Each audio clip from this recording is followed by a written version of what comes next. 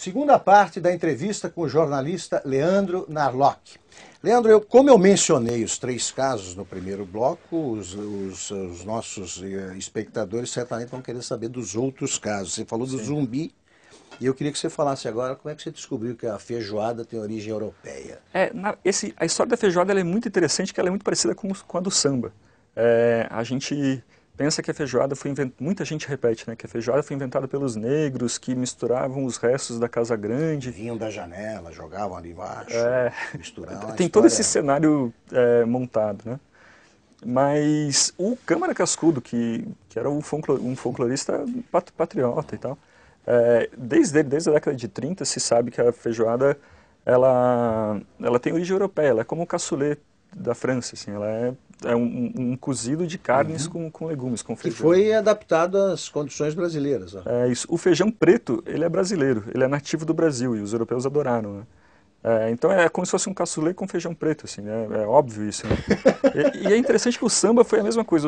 Os primeiros sambistas, eles eram europeus, eles copiavam, tem um samba do Donga, se não me engano, que ele ouviu escondido a música numa casa de música do Rio de Janeiro, daí foi pro piano, copiou e escreveu um samba.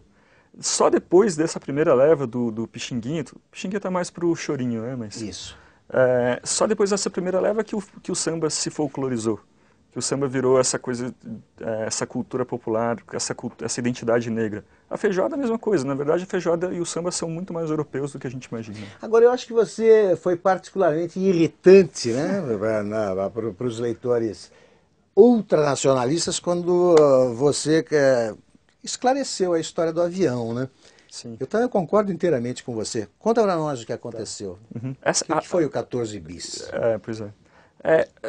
Basta a gente olhar uma imagem do 14 bis e dos Flyer, dos irmãos Wright, para ver quem inventou o avião, né? Quer dizer, pouquíssimos aviões... O que é um avião? O que é um avião? Você vê assim, isso é um avião. Mas é interessante que esse é o capítulo do livro que irrita tanto pessoas da esquerda quanto da direita, sabe? Sim, mas os ultranacionalistas são primos, eles estão em toda parte. Exatamente. E é infantil, acho que é questão de maturidade para o Brasil, a gente falar, tudo bem, vamos admitir, pessoal, vamos combinar que o Santos Dumont não inventou o avião. O 14 bis, o grande voo do 14 bis, chegou a uma altura máxima de 6 metros. 6 metros? Voou 220 metros de distância. E isso em 1906. 6 meses antes disso, os irmãos Wright já tinham uma patente, que demorou 3 anos para sair. Ou seja, desde 1903, eles voavam. Em 1904 teve sim testemunhas, porque muita gente fala, não, os irmãos Wright não tiveram testemunhas dos voos. Teve várias testemunhas. Também falam, eles usavam uma catapulta para poder impulsionar o voo. É verdade, mas só para facilitar, eles também podiam voar sem a catapulta. Mas, Leandro, o Santos Dumont é o inventor do avião só no Brasil, né? O resto do mundo discorda. Discorda. Então, quando os irmãos Wright foram para Paris, foram para a França fazer demonstrações, em 1908, a França esqueceu do Santos Dumont. Daí ele saiu de Paris, foi para a Normandia, e depois ele foi para o único lugar do mundo em que acreditavam ainda que ele tinha inventado o avião, o Brasil. Aqui? Era 32, se não me engano. 32, acho que um pouco antes, 32 acho que ele morreu. E o Brasil estava carente de heróis, né? Leandro, você certamente foi submetido aí à história oficial, né? Você estudou, sim. Você leu livros de história no colégio, que contavam o que sabemos aí, não? É o outro Brasil. Como é que você começou a descobrir que não era bem assim? Pois é, eu fico muito pensando nisso. Acho que...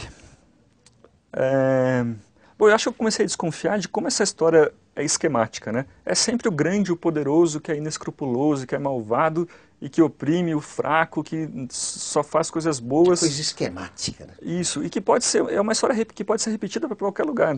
Como eu falo no começo do livro, maravilha. Você pode só tirar o nome de um país e de outro e pronto, vale para a Argentina, para o Peru, para a Venezuela, sobretudo agora, né? E Bom, e daí eu trabalhando na Super Interessante e na Aventuras na História aqui da Abril, eu comecei a ver que não é bem assim. Eu tive acesso a Que aí você muitos começou a ter estudos. acesso a essas fontes Isso. alternativas, digamos. É isso. Tem muito historiador ruim no Brasil, mas está começando nos últimos 10, 15 anos, tem ótimos estudos, sabe? Sobre a Guerra do Paraguai, acho que é um assunto que a gente vai falar daqui a pouco. Vamos. O livro do Francisco Doratiotto, O Maldita Guerra, é sensacional. É um orgulho para o país ter um livro daquele.